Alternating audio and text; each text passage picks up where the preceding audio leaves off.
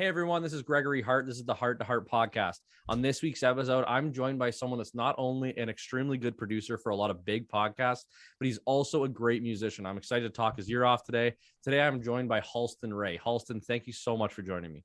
Yeah, thanks for having me. This is cool. I like your little your banners back there.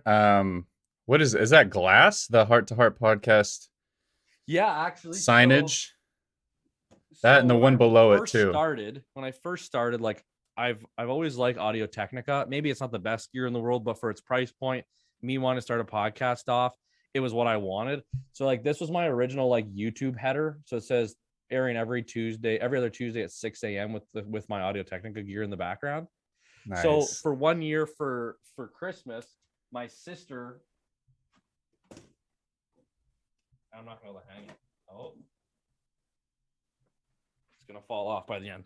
My sister actually surprised it for me for Christmas. My last year. Yeah, last year. Yeah, I've only been doing it. I'm gonna hit a year in January. So she got that made for me. And it was like a really cool Christmas idea because she knew I was gonna start, and it was something to put on the wall. You see all these big podcasters, and they've got all this sweet stuff on the back wall, and I don't know what to put on the wall. I'm just trying to get a wall painted properly so I don't have a wooden door behind me. Yeah. Hey, well, you've almost done it for a year. That means you're almost getting good at it, right? Oh man, That's what I Bert listened to some says. of my I listened to some of my first episodes, and honestly, like it's hard. Like I don't like listening to myself. I don't know if you feel the same way. Like it's weird at first. Now I'm getting so used to it because I listen to every single one of my podcasts, not only while editing, but even once it's edited, put on Spotify, the second it drops, I listen to it just to make sure nothing got screwed up in the process. But at first, it was so cringy listening to myself. Then I got comfortable, and now I'm not as shy, I guess. But going back and listening to those first episodes, I can definitely see the difference. And I think that the only way to explain it is to grow every episode. Try and do something better every episode. Sure. Yeah, that's a good mantra, man. I definitely am not a fan of listening to myself. Whenever I'm on a podcast that I have to then edit later, oh my God, it's so hard. Cause like everything in you is like you just want to like fix everything and make it perfect. Cause I have the power in my hands to Yeah, yeah. I have the power in my hands to make it like I didn't say something stupid or I didn't like stutter on my words or I Oh, yeah. didn't find the right words. So the whole point of a podcast is a natural conversation. And actually the things that you might mess up on are the things that people like. That's the real shit. You know, if we wanted to watch something manufactured and edited in a million ways and Watch the news. like perfect, yeah, then you can just watch Yeah, whatever I mean, like show. reading off a teleprompter, right? Exactly, yeah. Nobody cares about that. We want to have like a real conversation with interesting people.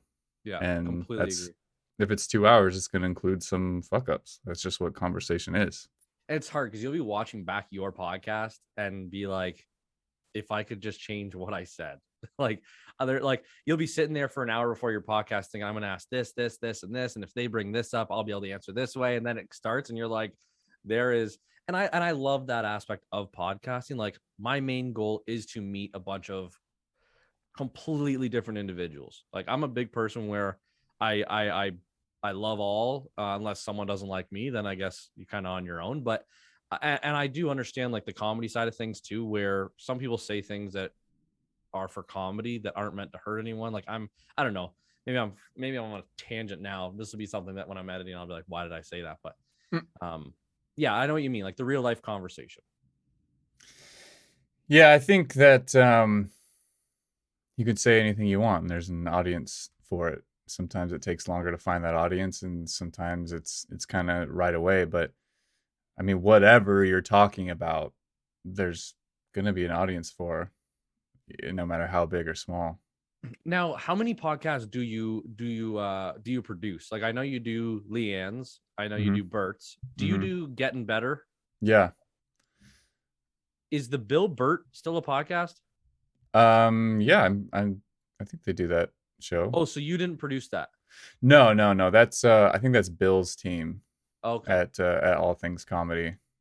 Oh, that makes sense. I just do Wife of the Party with Leanne, and then Bertcast with Bert, and Open Tabs, Open tabs. and Getting Better with Ron Funches. His podcast seems to be taken off. Like he just did Oh, now I can't think of the late night show guy. Who Funches? Yeah, Conan? yeah, he just did Conan. Yeah, he Is that recent? no, Or that was a little bit ago. Conan's not even on TV anymore. He had his last episode, which is such a shame. But that was actually really cool because Conan's podcast studio is it's at Warner Brothers, and it's in his like where they shoot like the fucking Conan O'Brien show. And so I got to go there and set up camera and a little bit of audio stuff, and then sit in for that's that. Yeah, it was really, really cool. So I got to see Conan actually has like this music room backstage. That's a full room, like no way. just guitars and drum set, and he jams with people. I'm sure he has like all the great musicians like jamming because Conan is actually a dope musician. He's a good guitar player. No way. That's stuff Yeah. I guess you wouldn't know because he's always that person on TV that he's not gonna. I bet you he's probably in certain late night shows he started to jam and people started to realize the respect for his musical talent. But that's so sick. It's probably because I went to Gettin Better's podcast once I found out you produced it to start listening to a couple episodes just to Hmm. see what type of podcast it was, and Conan was at the top. It must be like the most watched. It's the most popular episode. Yeah, so it's right there on the list of it's like most popular is like Conan O'Brien, and then like Santino, Whitney uh probably Whitney, yeah, for sure. Stone Cold is up there. interviewed Stone Cold Steve Austin. That was so dope. Yeah, coming to Ron's house. Dude, Stone Cold pulled up in like a Ford Fusion type car with like a half a flat tire and just comes out of it like a giant guy and like Looking like he's getting out of a clown car. yeah, because I was like, oh, I wonder what car Stone Cold's gonna roll up on. Because there's been some sick cars come up, like Lamborghinis and Audis and all that stuff. And so I'm like, I wonder what Stone Cold is gonna have. And he comes up in the most like humble car I've ever seen in my life, like cheaper than my car, and I don't even have a super nice car. But dude, he's Stone Cold. That I is thought he'd so have a funny. monster truck or something. Yeah, shows up in like Gravedigger's truck. That'd be He's so funny.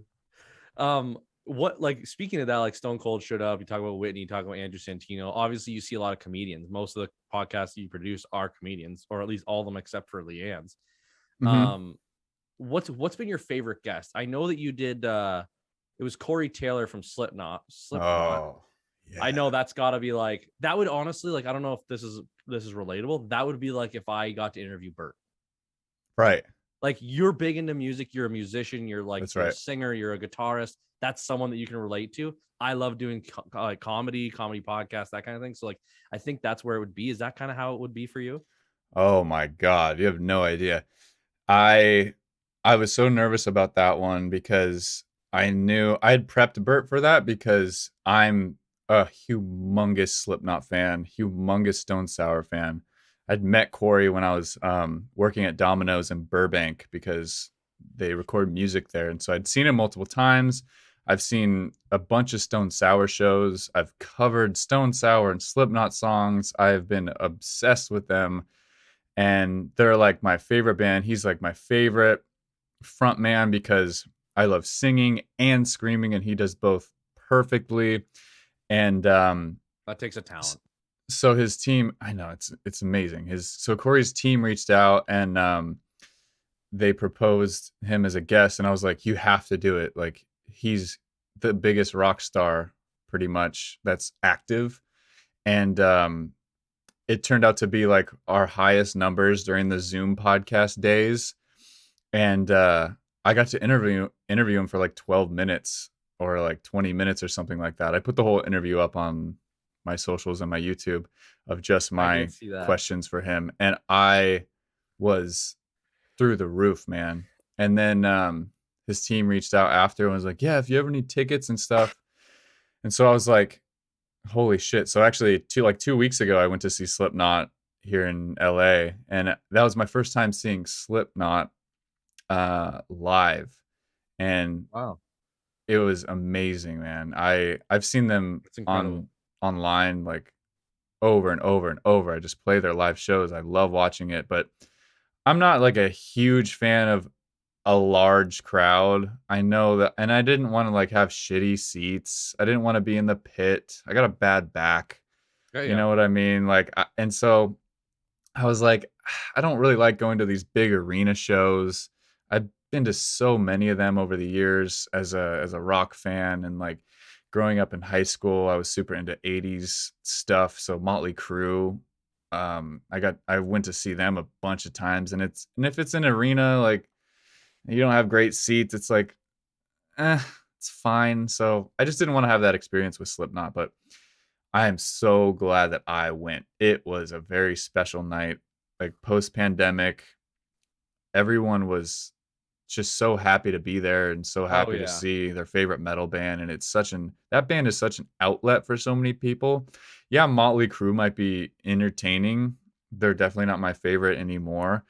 But there's something very, very special about Slipknot and what Corey Taylor does to make people feel included and have it be such an escape, kind of the way comedy is an escape for people like me as well. So I really find a common thread between metal music and comedy because it can Some make of the you best forget it. people. Yeah, the fans are awesome, and it can make you feel like one, you're not alone. Two, you can escape from the bullshit in your life that's kind of going on right now and have 100% be in the that moment. music be an outlet and get your frustrations out in a healthier way than murdering people or something. I'm just saying. Man, my first concert ever, I was like probably 14, and it was Kiss and Buck Cherry opened. My dad took me for my first concert, and I remember loving Buck Cherry. Kiss put on a hell of a concert. Don't get me wrong; they're a big like performing band.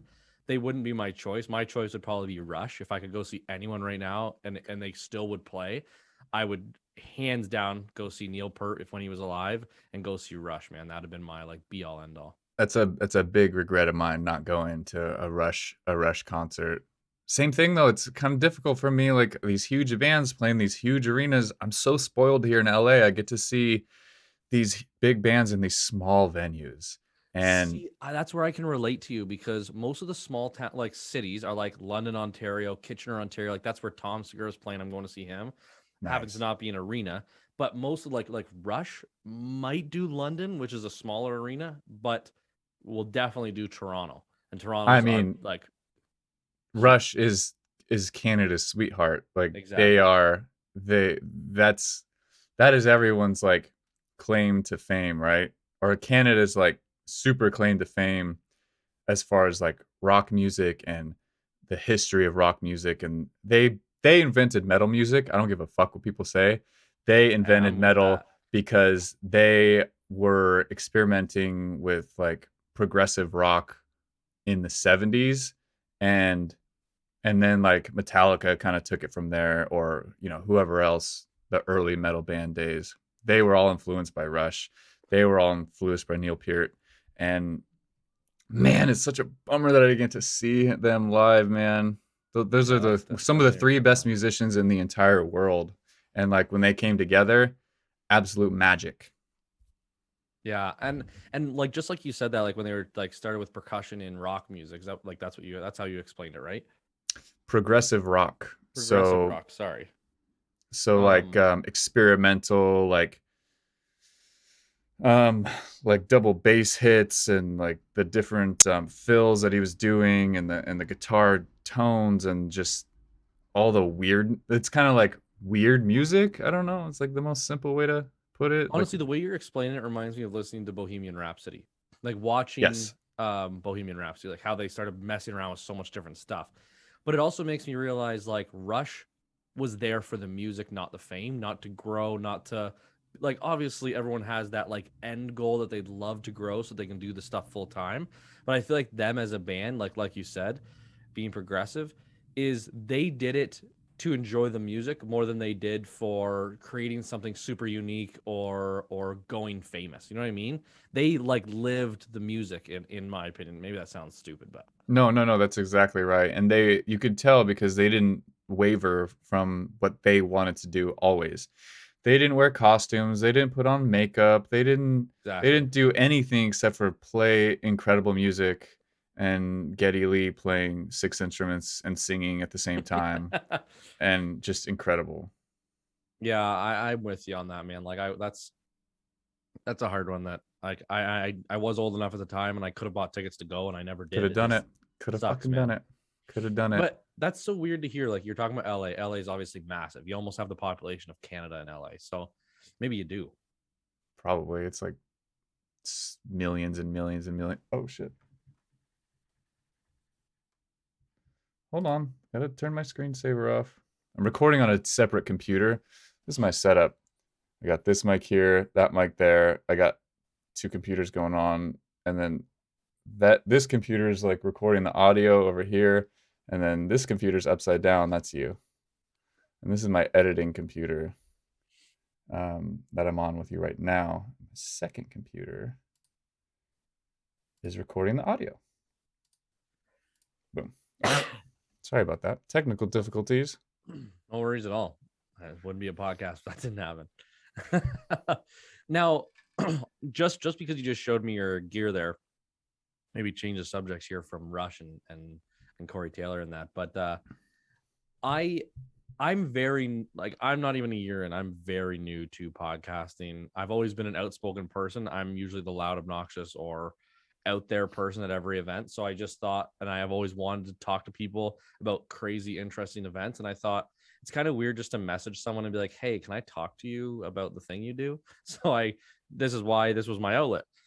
With all the gear that you have, is there a specific type of brand you like to stick to with audio equipment or with mics or with software? Or I'm so Yeah, interested. so my setup is it's always like the microphones are always the Shure SM7Bs. Those are like the radio standard, the podcast standard. There's a new mixing board called the Rodecaster, and I use that for all my podcasts now for the audio recording. For the audio editing, it's always Pro Tools, and then I add all the different compression and limiter and then noise reduction plugins. And then for the videos, I use Final Cut. And for the live video switching, I have this ATEM ISO recording board that records all the angles and records all like the camera switching back and forth into one little hard drive. And that's pretty much it. It's pretty I'm simple. so confused.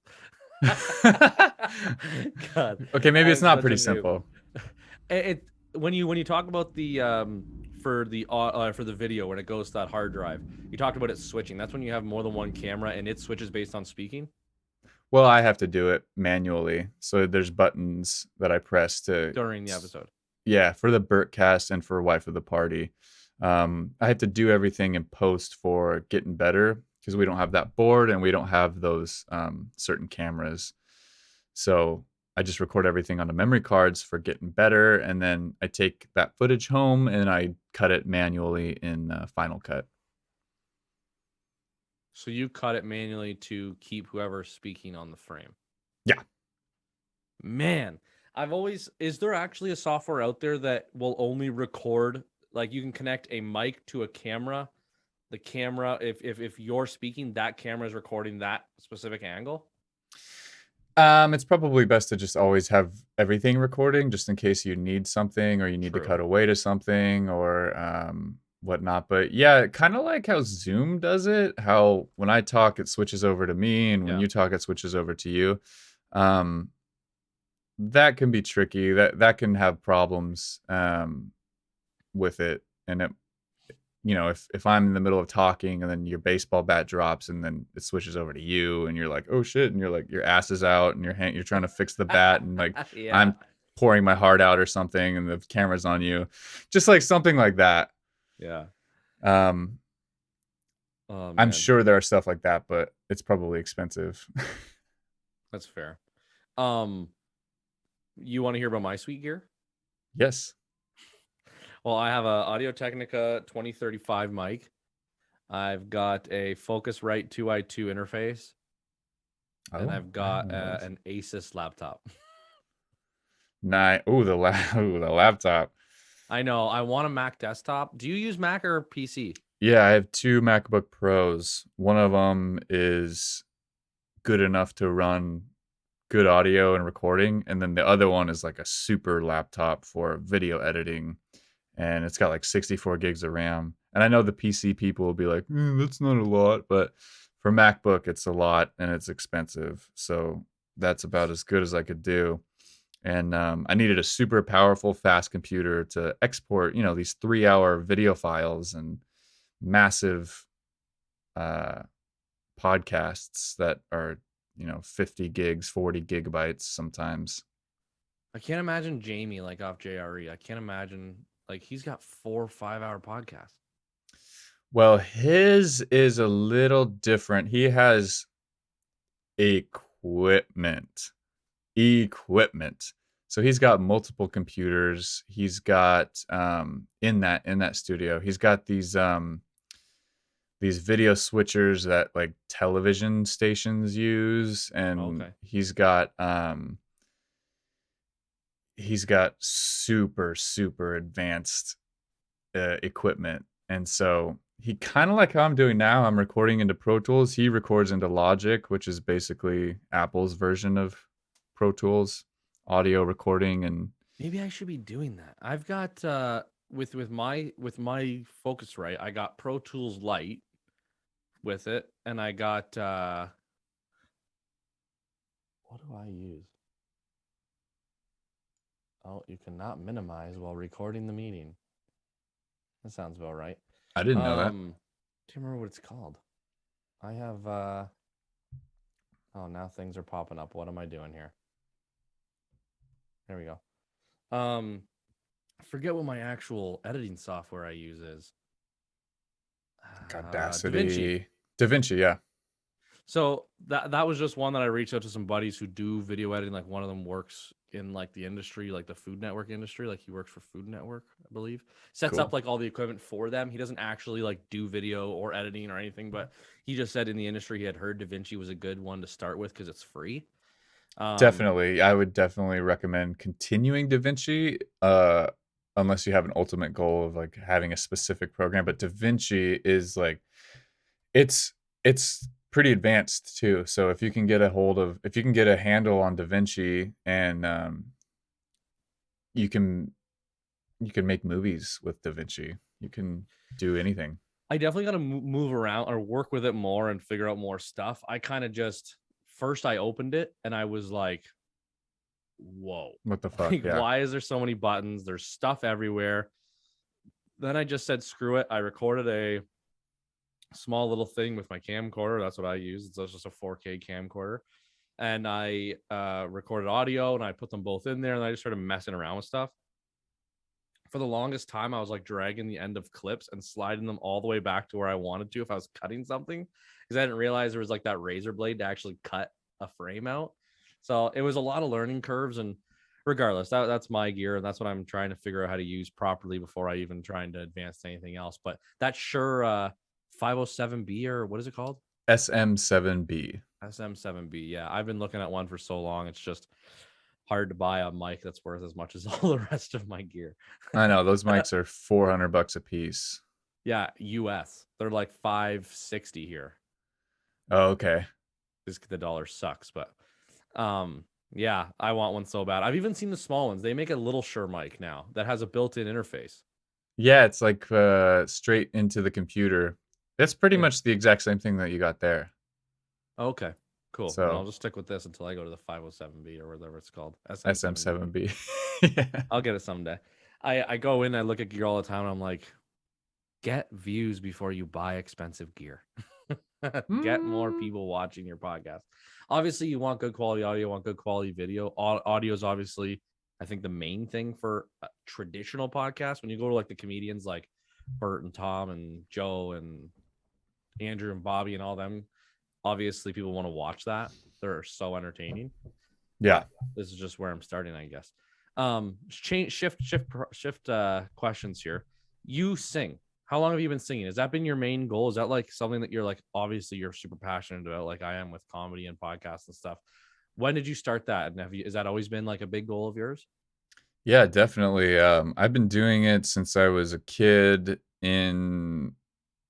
I started singing in front of people when I was like 10 in Good for you. plays and theater. And the first play I auditioned for when I was like 10 years old, I got the lead part as the Scarecrow. And so Nice. I was just obsessed with it ever since then. And like we did a bunch of different shows with the Wizard of Oz, and Yeah. it's a low production play that hundreds of people came to see. And like I remember going to a fair that was happening after the play, and just people were coming up to me and like going like, "Oh, I love this I love the play, like you did such a good job." And I was like hooked. I got that dopamine hit and I was like, "Yep, give it This to is for me." me. And so I was like super into theater after that, nonstop. And then by the time I was like 13, I was really getting into 2004. It was like Green Day, and my buddy had introduced me to Motley Crue and Metallica and all the rock bands. And so I was really, really getting into that, and just started singing uh, as a frontman in different bands, and did a talent show, a Green Day cover band talent show at my school, Wow.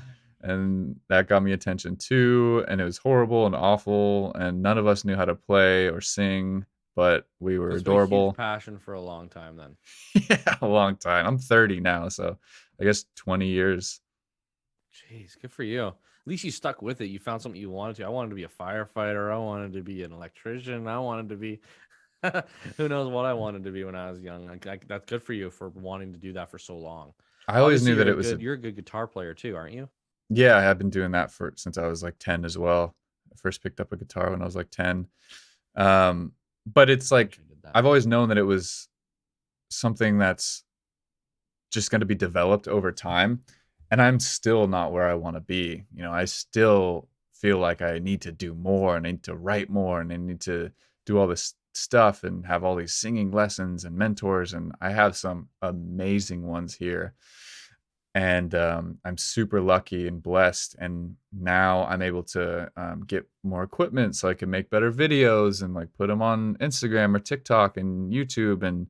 Um, All the and I'm others. just still developing that. And like through podcast producing, I've been able to learn so much about video editing, more than I did before. And so I just know that it was going to be something that was developed over a long, long period of time. So if I just never stop, I'm only going to get better. Where did producing come into all this? Like, like, you were doing music for so long, you were so passionate about it. Did you always live in LA or did you move there for the singing dream? No. So, long version? You want the long version? Sure, man. Go ahead. So I am a military kid. I grew up kind of all over the world up until I was 14. We landed in Dallas, Oregon, which is a really small town in Oregon. So I went from Washington to Oregon to Sicily to Hawaii to back to Oregon, and then I was in high school at that time. So I went through high school, did theater, did I had a band with my best friend. He was a drummer, and we were obsessed, and just we played every day. We wrote songs, we played shows, we did Battle of the Bands, we played some really cool shows. And that was just like, before I graduated high school. And so Yeah. right out of high school, I moved to LA when I was 19. I went to Musicians Institute to study singing. And at that school, we did a little bit of recording and engineering and lessons in that and classes in that. And so I got a little bit of a taste for it. And then technology was really coming along, and it was a lot easier to record yourself. And then I was working with some horrible producers that just sucked. I worked with like 3 or 4 music producers that were just horrible, and it turned out awful. And it's not like we had the greatest songs in the world, but the quality of these recordings were just terrible. And you're paying for them. and I'm paying thousands of dollars for them. Yeah, exactly. And by the way, I'm a dishwasher at a restaurant who's not, I'm probably making like $4,000 a year or something because I'm also going to high school. And so like I'm like scratching pennies together just to get gas money and try to pay for these recording studios and these recordings, and they're just turning out like shit. And Yeah. so I was just like, I felt that I had a better ear than those producers who have been doing it for a very, very long time. But so I kind of skipped around a little bit there, but I went to Musicians Institute in LA for singing. That was a 2-year program. And so as soon as I graduated that, I was like, all right, I just need a job here in LA so I can stay here. And I was not able to find a job because it didn't have work experience. So I'm like 21 years old, just graduated singing school, and I only had that year and a half as a dishwasher at a bar and grill when I was in high school. I was fortunate enough to Yeah. not have to have a job when I was in college because of student loans. So I got really lucky there. So I wasn't able to find a job, and my roommate and best friend, who I was in a band with and drummer, he got really into drugs and alcohol and wanted to live the rock star life before becoming a rock star. And I was It's tough. more about it for like developing as an artist and developing as a singer and musician. And like Yeah. when I was a kid, I was like, yeah, sex, drugs, and rock and roll. And then later on, I was like, oh, that doesn't really exist, and it's actually really hard work, and it's a very tough life. But so I had to move back to Oregon after that because I couldn't find a job, and I was 21 years old, and so I moved back to Oregon. I moved back into my parents' house, and they were in the middle of a divorce, and so that was very miserable for me. It's tough. I was lucky enough to get a job at Domino's and started delivering pizzas when I was 21. And that gave me the work experience. So I was there for 3 years. And that whole time, I planned on going back to LA. And I worked my ass off. I had joined a metal band, and at that point, I had done singing school, I had done music business classes, I had done a bunch of different things that I learned, and I applied those things. I invested all of my pizza money into my band, and got us equipment and merch, and so I was able to learn about music business and money a little bit, and investing in yourself and equipment, merch, and like trying to make money back. Just for Uh, reference, how far is Oregon from LA?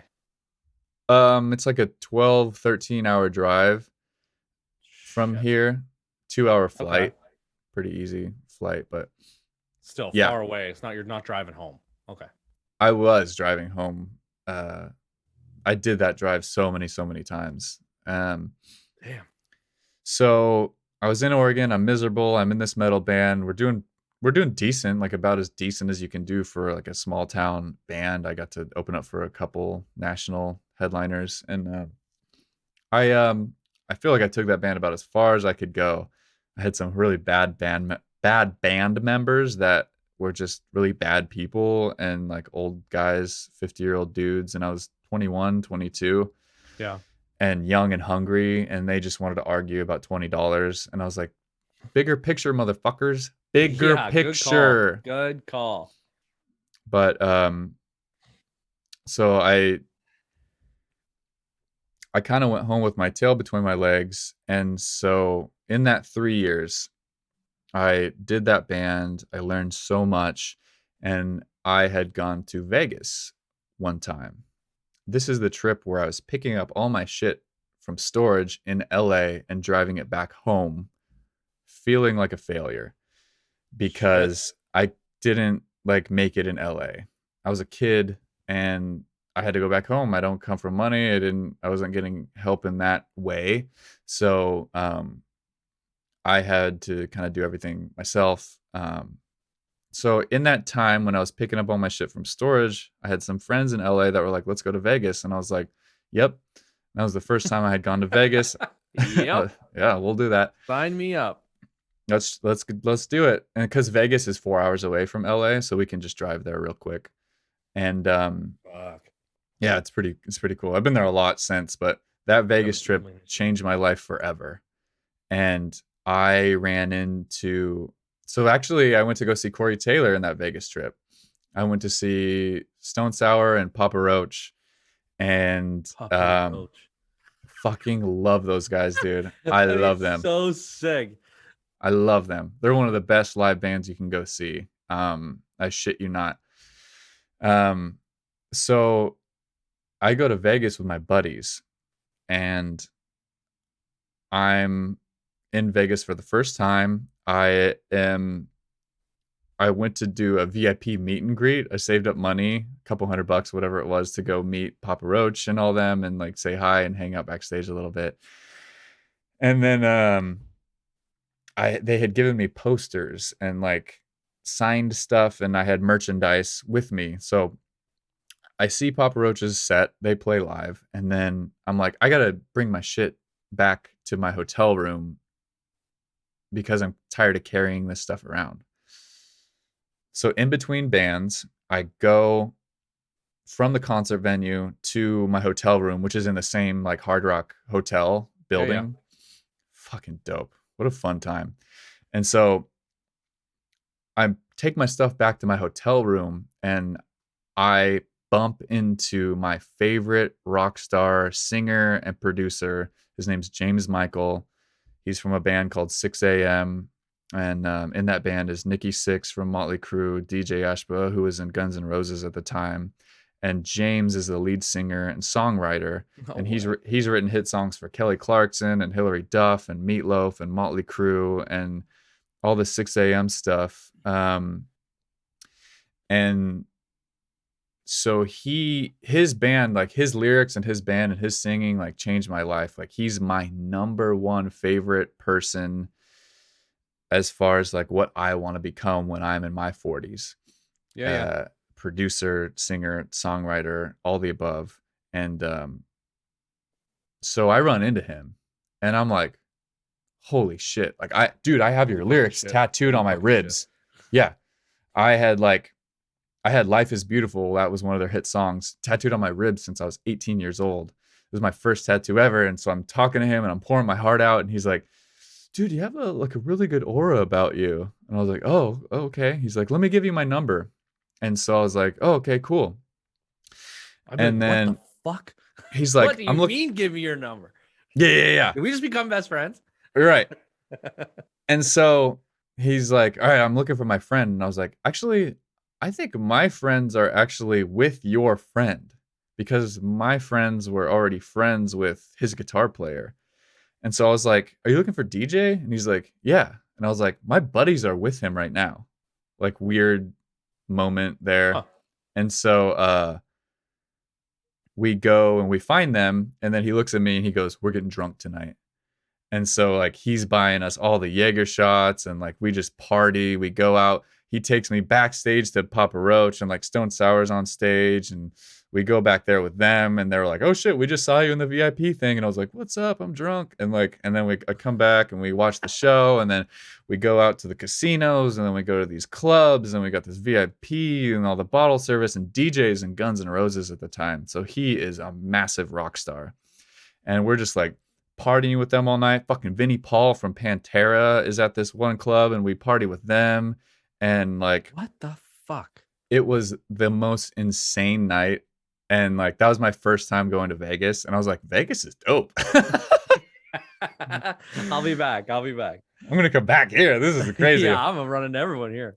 So at the end of the night, James was like, I go up to him and I was like, if you ever need an assistant, I really want to get into music production. And if you ever need someone to like wrap cables or like just be there to help you out, anything. Like I'll go get coffee. I literally will do anything. And so I I went back to Oregon with all my stuff, and I was like really excited, man, because this guy's like my favorite. And he had texted me. He was like, "Hey, great hang in Vegas. I'll hit you up soon."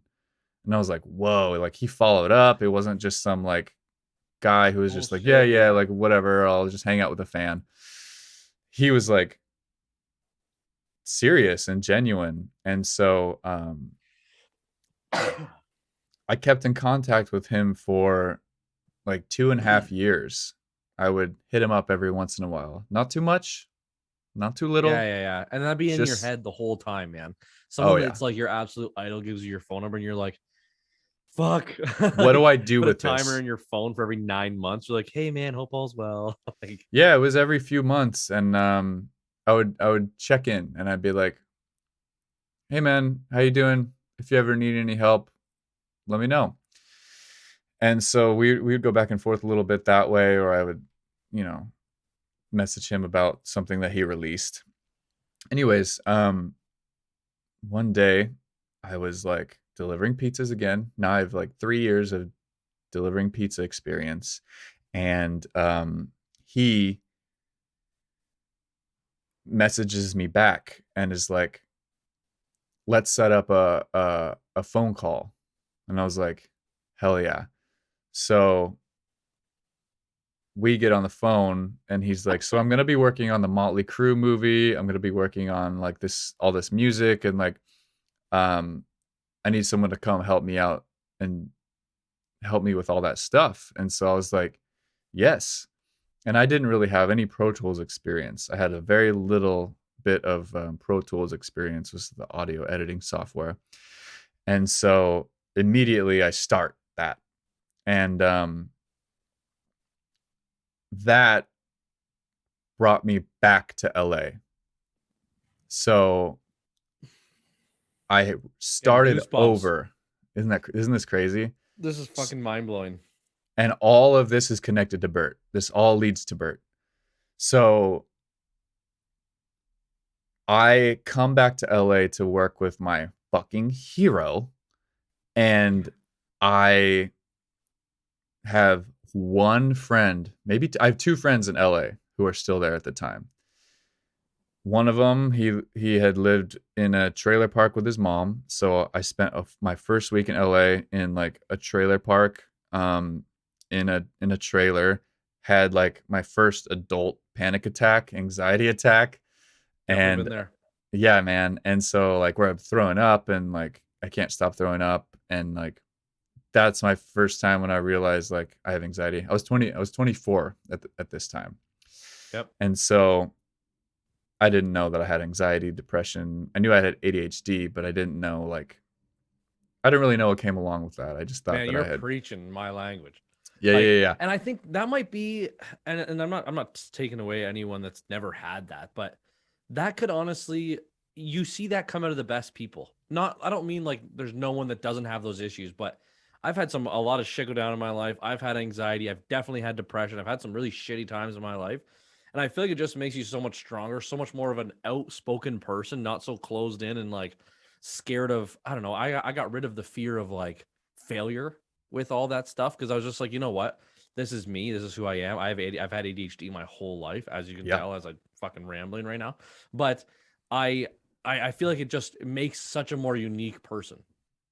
Most of like the success, dude, Bert is like one of the most ADHD people out there. Like So right. uh, there's just so many successful people who have ADHD. Um I've actually been learning a lot about ADHD on TikTok. I don't know if you got on the ADHD TikTok at all, but dude, it kind of affects us more than we think, at least more than I thought in my life.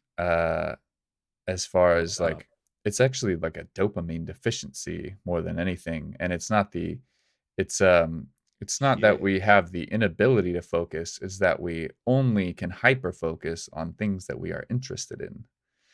So That would make a lot of sense for people who are have ADHD that excel at one thing really, really, really well. that's right. For me, Huh. it's music and Love it. producing, and Yeah. that's what I am obsessed with, and that's what I am into. That's the only thing that really keeps me engaged in something, as far as like work goes, or like my interests and stuff like that. Luckily, they all go together. Um, Yeah. so I come back to LA, and I'm in that trailer park, and then I'm in a living room for 5 months on an air mattress, and I'm kind of going back and forth to his studio, and I'm helping him with a few things. He's recording some stuff. I'm there for it. This is like a dream come true. But there was a bit of a miscommunication between us, where he needed a audio engineer and I thought he needed an assistant. I get there, he already has an assistant who he's had since he's known her since she was 13. It's his vocal coach, it's his like background singer, and it's his assistant, and they're not Oh going shit. anywhere, right? Yeah, you're not replacing that. No, no, no, no. Sorry, got a text about. I guess I'm recording a Two Bears One Cave episode from Bert's studio. That's cool. That's That's awesome. dope. I fucking love that podcast. It's so good. It's hilarious. Um, so he's like, I needed an audio engineer, and I was like, fuck. So, dude, I thought I let my hero down. Got really low. Um, we were still friends, but we weren't like working together anymore. So I buckled down and I learned all that I could about audio engineering. And it comes back around. It gets happy again. Don't worry. Hey man, that's every great story though. Yeah, man. It's Not a good story if there's no low points. so I don't know if it gets much lower than that for me when I have my chance with my hero. Um, I was a super super young like producer. Like producers don't get good until they're in their like mid 30s, 40s, that sort of thing. It's something that you get your ear tuned to over For time, sure. and you develop these very specific, intricate details. And so it's not something that I can just, oh, let me just pick that up overnight. I'm a quick learner, but I'm not. It's not. I don't make miracles. So I started learning Pro Tools like a madman, and I did that for like 2 years. I had been really studying audio engineering and recording, and I am a musician, so I can record myself. And so That's wild. I moved down to LA in my Mini Cooper that I got for a great deal. And I had a guitar, I had a computer, and I had like my toiletries and like one suitcase with clothes. And so that's all I Living had. for And the dream. from there, I started building my studio and buying like one piece of equipment there. I got like a Guitar Center credit card, so I bought this like $1,200 audio interface and like paid that off over time. I would get a $100 microphone, $200 microphone, pay that over time. I got a better. No, I didn't get a better laptop. I would get speakers and like headphones and like pay that off over time. And so since I had that Domino's experience in Oregon, I could work at any Domino's anywhere, and I was really good at it too. So, Dude, I worked at Domino's. oh yeah, Legit for like maybe 2 years. 5 years. My like last year of high school, I delivered. I made pizzas. We did like, you guys ever do like the time trial with the fastest like pepperoni pizza with like a certain amount of Yeah, pepperonis on it? baby, I could do it in under a minute. See, I don't know about that. I was more of a delivery driver than anything, but I loved working at Domino's, man. I ate so many lava cakes. I don't know how I wasn't the size of a house. Frozen lava cakes are the greatest. Oh Yeah, man, don't you know? yeah, I do. I lived off of it because that's Cheap. what I Got could eat cost, or I don't know if it was the same in free. American Domino's, but free. You get to eat it for free. And so when I was like roughing it, Domino's is the only thing that I could make like $2,000 a month in. And it's expensive to live here in LA. Like Yeah, I even can at imagine. the base, like most struggling, shitty place, it's about $1,100 a month to rough it here.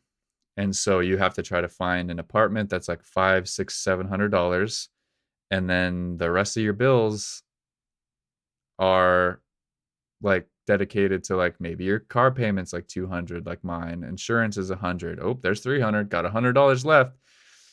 That's food and uh Gas. Netflix and gas. Like, you know what I mean? So that's about as far as my money could go. And it's just slowly building up this equipment over time, and I'm learning and I'm delivering pizzas and I'm miserable and I'm screaming. I'm like, God, get me out of here. Like, come on. Like, I need to get out of here. Like, I cannot do this anymore. I was 5 years at Domino's. I was like, this is not what my life is supposed to be doing. And I am 25, I'm like turning 26, and I am just at my heaviest. I was at 205 and not exercising. I was just Fucking so pizza. miserable. Just pizza. And I'm plant-based now, so I'm like, don't even touch pizza. But I like skills, yeah. Ugh. And so I'm like listening to podcasts in my headphones delivering pizzas, and I need 5 hours of podcasts a day. I'm listening to Joe Rogan, I'm listening to Your Mom's House, I'm listening to Bertcast, I'm listening to No fucking way. I'm listening to all these podcasts, and they are my great escape. I loved that. I loved learning about things. I That's loved, what I listen to every day, man. We are fucking speaking each other's language. yeah. And Like this is 5 Bad years ago. Friends and YMH and I never miss a Bad Friends episode. me either. I literally just discovered it, man. Like I've always liked Bobby Lee. I always watched Mad TV. I know that's his Same. older years, but I loved Bobby Lee. I learned a lot about Interest in I think he's absolutely hilarious. And then I was watching the Two Bears One Cave where they switched sets. Oh, wow. You're So pretty new to it then. for Bad Friends, yes, I went Yeah. back and I've watched every single episode since. I mean, they've And I've only been seen, doing it for like a year and a half, so yes, I'm also at every single Two Bears. I did not go all the way back in Your Mom's House. There was just so many. It'd be like trying to go back to JRE. Like I Yeah. should, but I've been crushing. Because every single morning, every Monday morning, my Monday morning doesn't suck because at 9 o'clock, Two Bears comes out, and then Bad Friends is a little more sporadic. I think it's noon. Is Bad Friends here? We're a 3 hour obviously delay. I think it's 9 a.m. your time. But do you still listen to them? Yeah. I love them. I don't miss one. There are very few that I always watch, and that's one of them. Just because Just I their do. banter, man. It's just They're amazing. It's not so something good that you together. can just reproduce.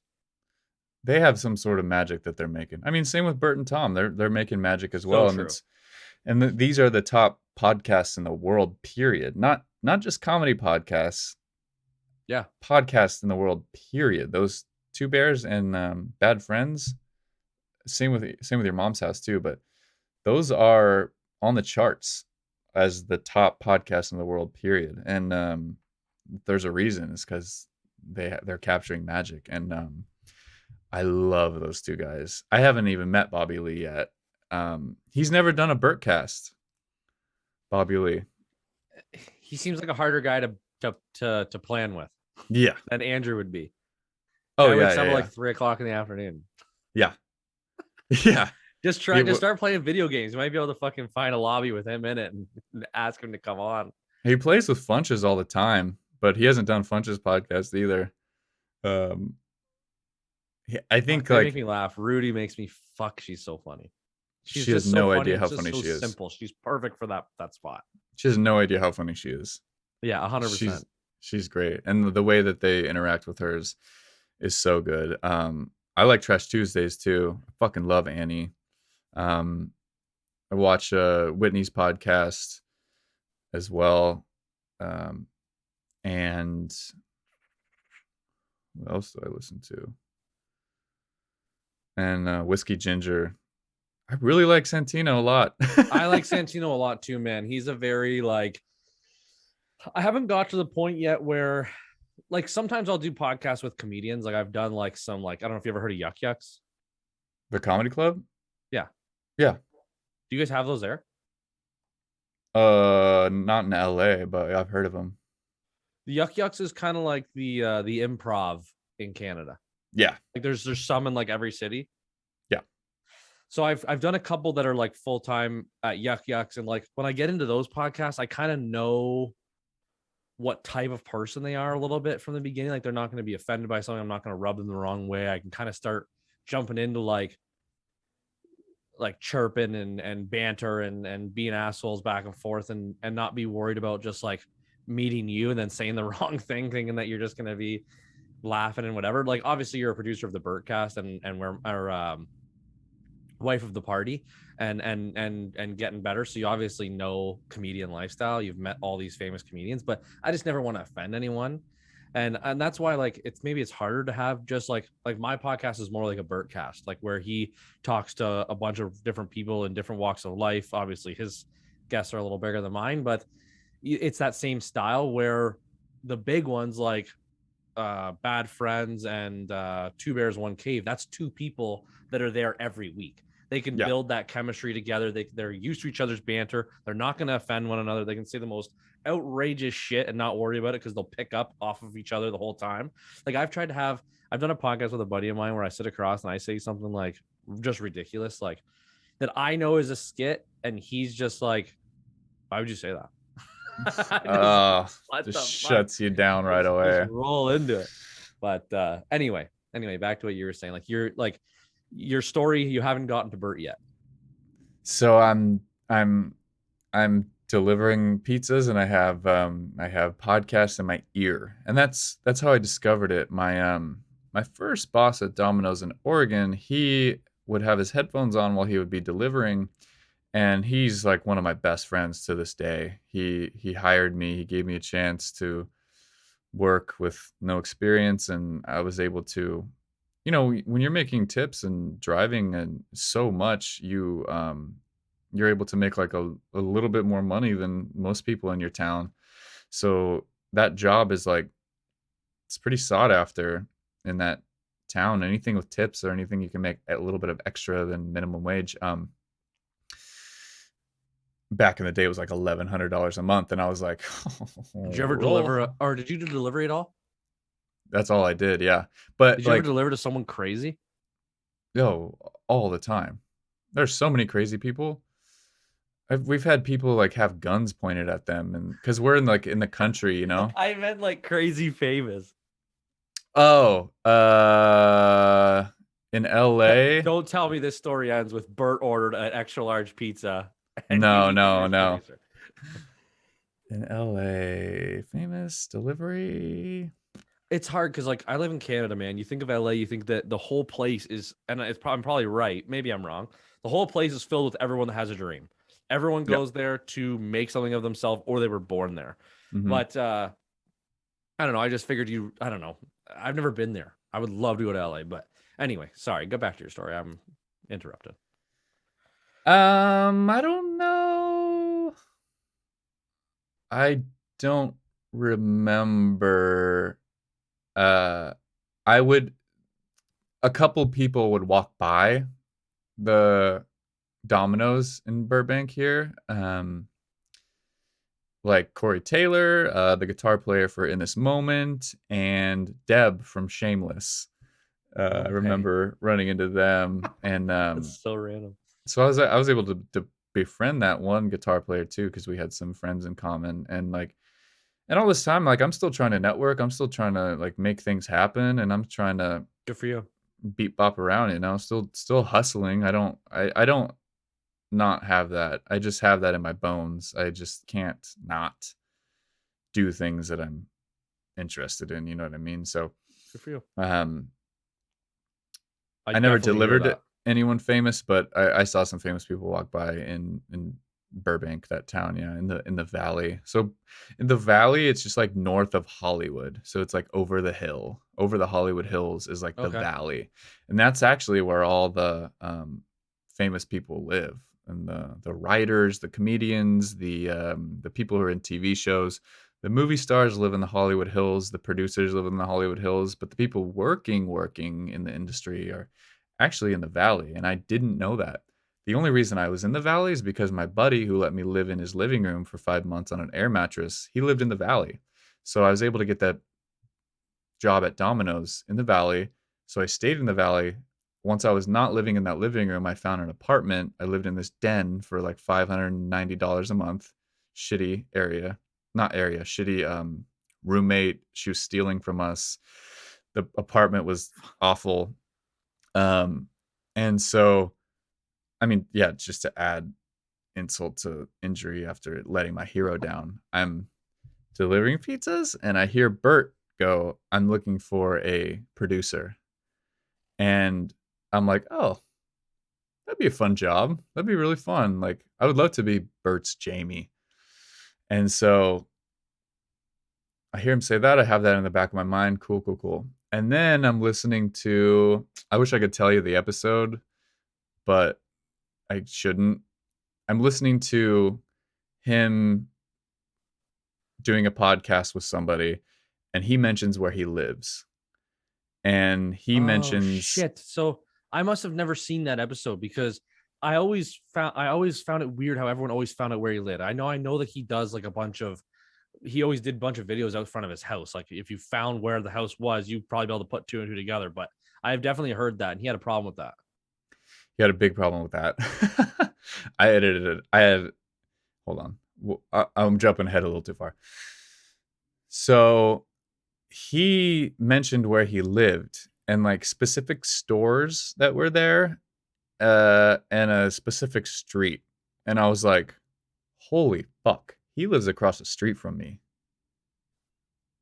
Fuck off. He lives a fucking cross the street from me. And so I was like, if I ever run into him, I'll go up to him and I'll go like, I would love to be a producer. I live across the street. And so for about a month, I would walk around the block with my girlfriend at the time, now fiance, and I would just So do my fucking sick. laps. I would do laps because we walked around the block anyways all the time. I just didn't know that he lived in that block. And so one day he was out front, and I told myself that I wouldn't bother him if he was with his kids, because that's not cool to do to famous people. And he was out front and he was playing catch with his daughter, and I was like, ah, fuck, I just got to walk by him. And then she throws the baseball over the roof and runs into the house. So Bert's in his front yard by himself. And I was like, now's the time. So I walk up to him and I go, hey, man, I've been learning how to produce audio for the last few years. I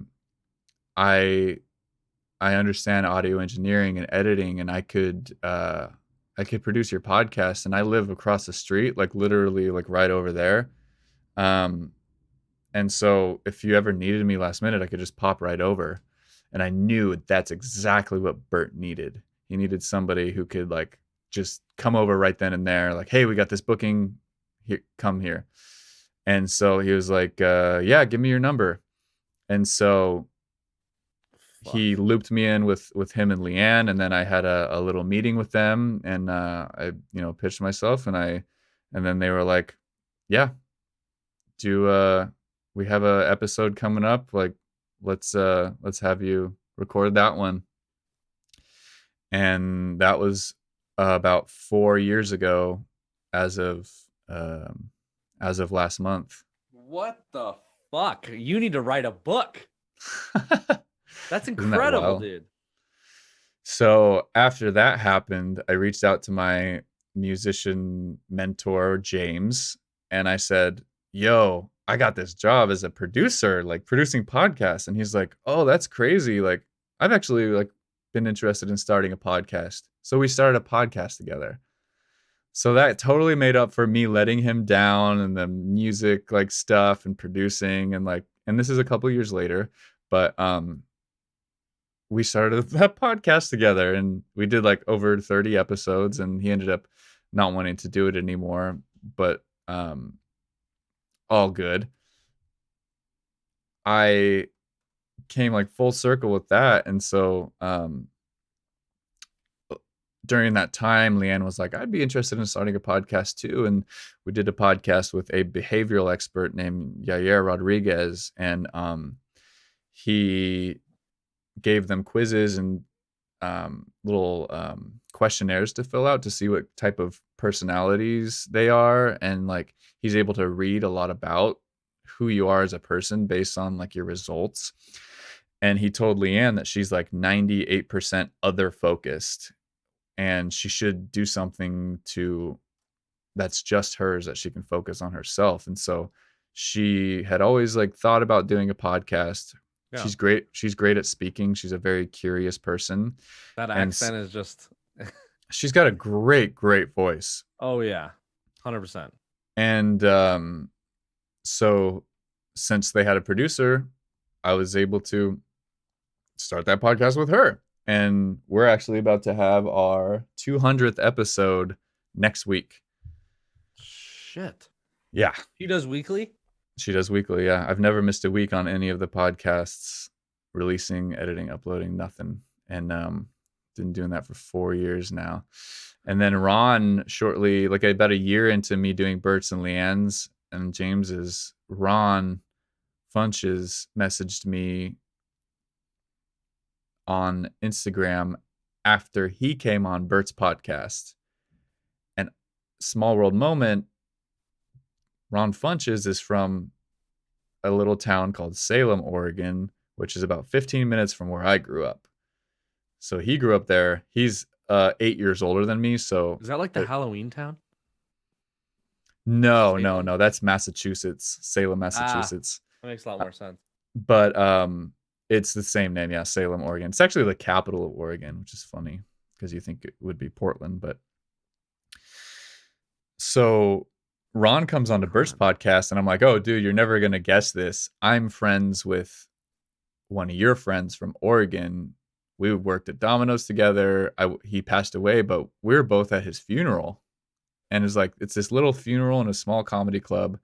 But like Funches and I were both there. I didn't like go up to him or meet him or anything, but I knew who he was. Like, he's the only famous person to come out of that area besides Napoleon Dynamite, which is what? kind of funny. But anyway, so he's like, whoa, that's crazy. That was like one of the first few episodes I did with Bert as well. So that was kind of cool to be able to talk to Funches and meet him that way. And he's like, wow, that's crazy. And so Funches hadn't started his podcast. And so he messaged me on Instagram after going over to Bert's, and he was like, would you like to produce my podcast? And so I asked Bert if that would be okay. And he's like, yeah, of course, as long as it doesn't interfere with mine. And I'm like, yeah, of course. I'll make sure that everything's scheduled properly and doesn't interfere. And that was over 3 years ago now with Funches as well. Wow, dude. Wow.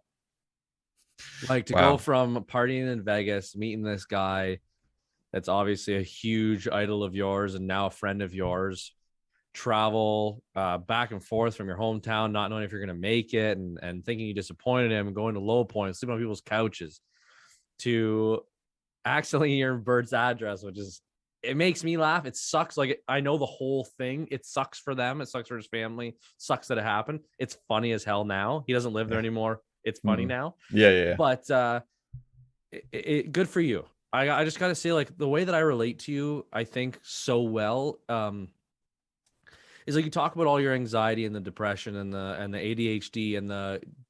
I know that your mind thinks the same way as mine. Is that every single day you think about your dream and you think about making it and you think about someone helping you get your break, or someone just recognizing you or realizing your potential or seeing how much you could grow, and like, you're a good human being. You will work your ass off. You will bust ass to make sure that you will bust your ass to make sure that you do whatever someone needs to do for you to just have a fucking shot. And Yeah. I have that. I think about it all the time. So like, it's so awesome to hear your story, and just for like, it just gives me like, I've always thought to myself like, do I need to move to LA? Do I need to move to Austin? Do I need to change what I'm doing right now to make it, to have a chance to actually be able to interview some sweet people like you? And I finally got to the point where now I interview people that I really, really am interested in talking to, like sitting down with you, like you're one step away from Bert, from Tom, from all these comedians that you get to talk to and produce with all the time. And it's just, you responding to me, I want you to know, was huge. Like, I'm a small town kid in Canada. You didn't have to fucking give me the time. You didn't even have to open the message. But to talk to you, to hear your story, I'm blown away. Like, it needs to be a book, because just like The Art of Making It, or Don't Give Up, or some motivational shirt or something. But anyway, I'm gating off now. We've done an hour and 30 minutes, or an hour and 20 minutes, or whatever you got down for time too. But just thank you. Absolutely, man. No, no, no. I get a lot of message requests, and a lot of them are really dumb. A lot of them are just people who want me to tell Bert something or like send Bert something or whatever. And so I don't even read a lot of them, but you do have something that made me go, I'll talk to this guy, you know? Love it. That's I've awesome. literally done like, I don't know, just a handful of podcasts, people's podcasts. Because I'm on so many other podcasts, I record so many a week. Like sometimes it's the last thing I want to do, but I don't know. Something in me was like, um, I think this will be a good conversation. Just the way that you messaged me and the how you phrased it, and looking at your page, you are taking it really seriously, and I'm not like a name or anything. I'm not gonna get you more numbers by any means.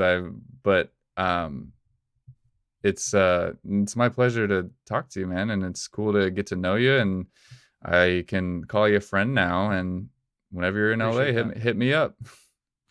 Oh, I definitely will. I'd love to jam with you and see your musical talent and just appreciate the spot. So if I'm ever in LA, I'll definitely reach out. I've got a dream to go to all the baseball fields. So I'll be down there at some point for the Dodgers. And anyway, I just thank you so much for making the time. Like you said, like, it's not that you have to be a big name or whatever it has to be. Just, you have so much insight, and now I know so much more about you that I never would have if I didn't have the chance to speak to you like this. Um, Regardless, it was an amazing podcast. I definitely love to do one in the future and talk about where I am and where you're at now, and where everything's gone, if that ever interests you. But where can someone go to see your music, to listen to you and your music? YouTube, Halston Ray's, TikTok, Halston Ray, Instagram, Halston Ray's, HalstonSray. Those are my pages, and those are where I post the music stuff most frequently, and podcast stuff, and pictures of my life, and just things that I share, and with my Instagram stories and everything like that. Um, yeah, those are the socials. Awesome. If you're looking to listen to Halston, to see the podcast that he produces, they're amazing. To go see his music, it's awesome. Like, he edits them all up. There's sweet videos of all the songs he does. A lot of them are rock covers, which is, it's definitely my favorite thing to listen to. So it'd be awesome to, if you're also a fan, to go listen to that as well. Thank you so much again. I truly appreciate it. I can't say thank you enough for joining me, and I hope you have a great day. Absolutely, man. You too. My pleasure.